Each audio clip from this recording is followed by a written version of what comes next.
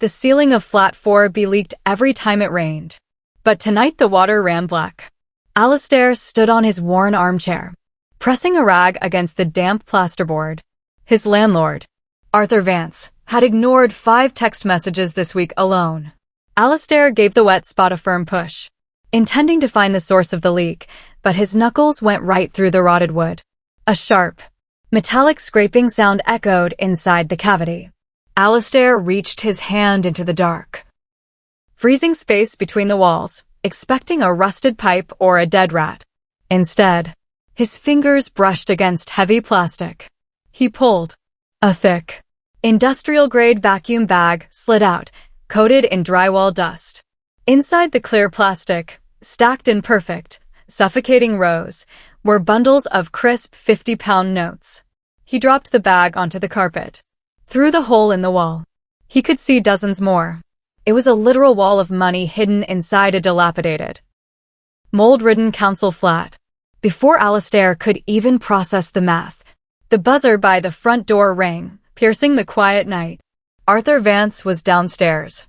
Alistair transitions from the exhausting despair of poverty to a cold, paralyzing terror as the true nature of his landlord's greed takes physical form. Arthur's heavy boots began climbing the communal stairs, each step echoing like a countdown timer. Alistair shoved the heavy bag under the sofa just as the front door handle rattled. Arthur Vance didn't believe in knocking. He stepped into the flat, his expensive wool coat smelling of cheap cigars and damp rain. His eyes immediately locked onto the hole in the wall and the plaster dust scattered across the carpet. "You're destroying my property, Alistair," Arthur said, his voice a low, gravelly rumble. He didn't look at the ceiling leak. His eyes scanned the floorboards with a strange, feral intensity. "I told you I'd fix the roof when I got around to it. You shouldn't be poking your nose where it doesn't belong." Alistair forced his hands into his pockets to hide the shaking. "The water is ruined, Arthur. It's black. I was just trying to stop the rot." Arthur stepped closer, his massive frame blocking the doorway. He looked down at the sofa, his shoe brushing against the exact spot where the plastic bag was hidden. "Pack your things. You've breached the tenancy agreement by damaging the structure. I want you out by Sunday." The shock of discovery hardens into a bitter realization that Arthur is weaponizing a fake eviction to protect his hidden hoard. Arthur leaned in, his breath hot, and whispered, "And don't leave anything behind in the walls." The door clicked shut, leaving Alistair alone in the dim light. Sunday was 48 hours away. He pulled the plastic bag back out and sliced it open with a kitchen knife. The notes were real, sequential, and entirely unrecorded. He spent the next 3 hours pulling bag after bag from the wall. By 3 a.m., the kitchen table was buried under £1,400,000. Alistair sat in the dark, staring at the fortune. He was a schoolteacher drowning in debt, working 2 jobs just to afford Arthur's extortionate rent, while the man himself was hiding a criminal empire inside the plasterboard. As Alistair checked the empty cavity one last time, his fingers caught on a small, leather-bound ledger wedged at the very back. It wasn't just cash. It was a logbook. He opened the first page and saw a list of names, dates, and cash amounts, all detailing illegal offshore transactions and forced evictions of elderly tenants across the borough. Alistair shifts from a terrified tenant into a calculated investigator, realizing the money is blood cash stolen from the vulnerable. The very last name in the ledger, dated 5 years ago, belonged to Alistair's late mother. Alistair stared at his mother's name, Fiona Vance. She had used her maiden name before she died broken-hearted in a damp, rented room. Arthur hadn't just been an aggressive landlord to her. He was the man who had legally swindled her out of her life savings through a fraudulent property development scheme. The pieces fell together with sickening clarity. Arthur hadn't bought this building by accident. He had tracked Alistair down, keeping his enemy's son close, renting him a broken flat while literally stuffing his stolen inheritance into the bedroom wall. It was the ultimate humiliation, a secret joke Arthur enjoyed every time he collected the rent. Alistair didn't pack a single box. Instead, He took photos of every page in the ledger and sent them to an encrypted email address belonging to Callum Reed, a local investigative journalist known for exposing housing corruption. If Arthur wanted a quiet eviction, he was about to get a public war. Grief transforms into an icy, burning desire for total retribution against the man who destroyed his family. A text message lit up Alistair's phone from an unknown number. "I know what you found in Flat 4B. Alistair's phone buzzed again before he could reply. "Meet me at the diner on the corner. Now." He stuffed the ledger into his jacket and hurried through the pouring rain. The diner was empty except for a woman sitting in the back booth, her face obscured by a damp hood. As he slid into the seat across from her, she looked up. It was Clara, Arthur's personal accountant and secretary. "He knows you found it," Clara said without preamble. Her voice was taut with anxiety. "Arthur keeps a hidden camera in the communal hallway. He saw how long it took you to answer the door tonight, and he saw the plaster dust on your clothes." "Why are you telling me this?" Alistair asked, keeping his hand firmly on the ledger inside his pocket. "Because he ruined my family too," Clara replied fiercely. "He thinks he's untouchable. But I have the digital keys to his offshore accounts. The cash in your wall is his emergency getaway fund. If that money disappears, his investors will destroy him before the police even get a chance." Alistair experiences a brief surge of hope, realizing he isn't fighting this monster alone. Clara leaned across the table and said, "He's moving the money tomorrow morning."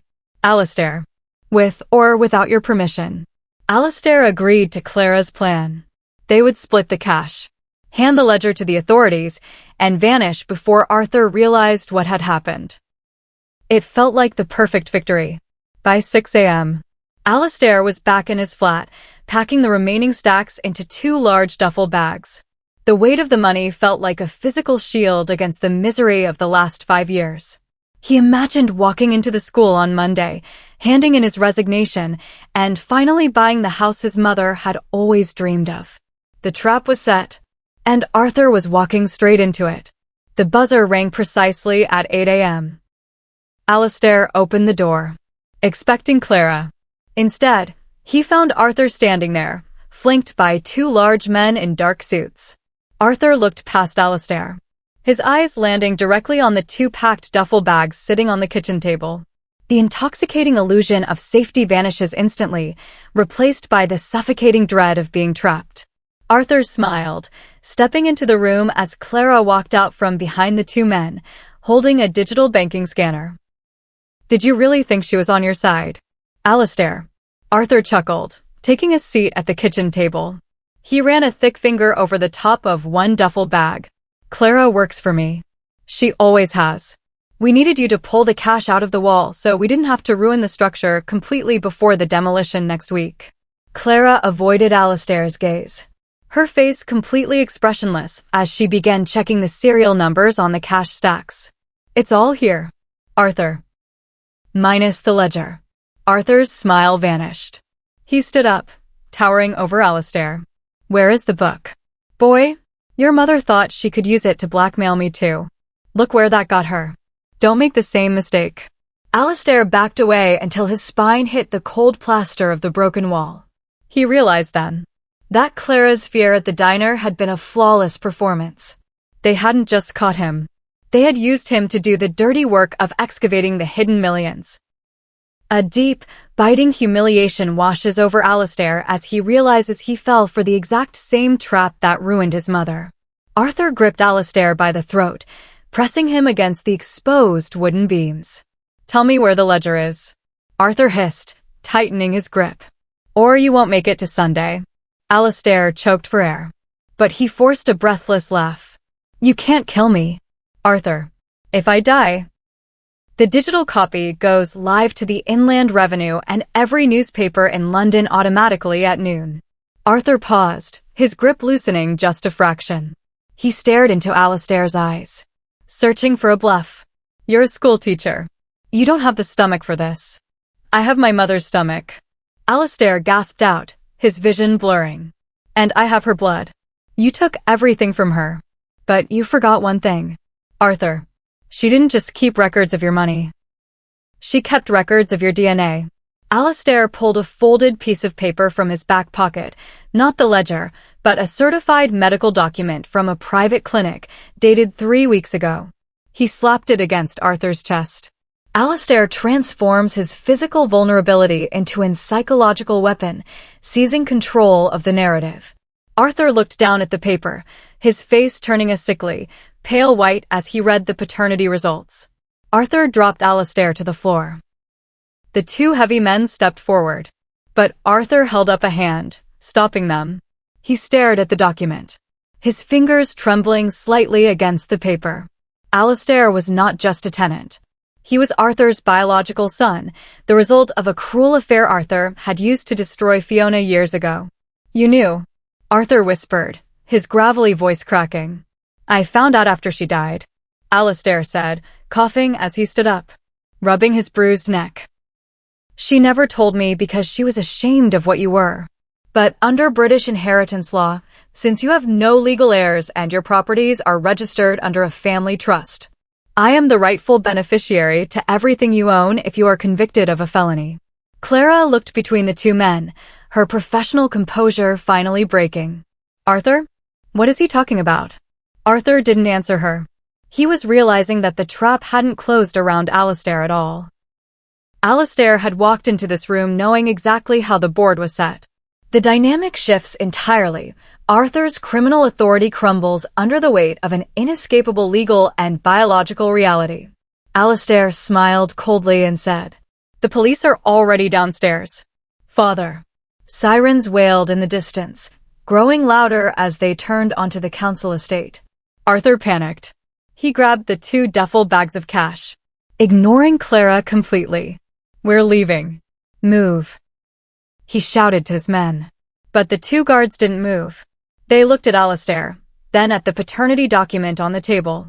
They knew how the streets worked. Arthur was a busted flush, a criminal about to be exposed, while the young man in front of them was the future owner of the entire estate. They won't help you, Arthur, Alistair said calmly, crossing his arms. I paid them double using the first bag of cash I took out last night. They work for the trust now. And the trust belongs to me. The moment you're handcuffed. Clara took a step backward, realization dawning on her. You set this up from the moment you poked the hole in the wall. The leak was real, Alistair admitted. The rest was just waiting for Arthur to do exactly what he always does, get greedy.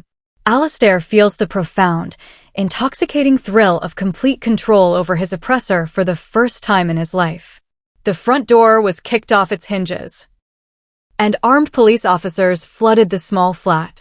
The next 3 hours were a blur of flashing blue lights and forensic teams. Arthur and Clara were escorted out of the building in handcuffs, surrounded by shouting neighbors and flashing cameras. Alistair sat on the back of an ambulance, a gray blanket over his shoulders, calmly answering the detective's questions. He handed over the original ledger, along with a flash drive containing every single financial transaction Clara had ever processed for Arthur. The evidence was absolute. It wasn't just tax evasion. It was a decades-long conspiracy of fraud, intimidation, and money laundering. You've been very helpful, Mr. Vance, the detective said, closing his notebook. It's rare an informant provides a completely airtight case like this. I just wanted to make sure justice was served, Alistair replied softly. He looked up at the dilapidated building. Flat 4B was sealed with police tape, but he knew he would never have to step foot inside it again. A deep sense of relief settles into Alistair's chest, replacing the years of exhausting anxiety with a calm, steady strength. As the detective walked away, Alistair's phone chirped with a notification from the bank. The trust activation process had officially begun. By Monday morning, Arthur Vance's name was across every major news outlet in London.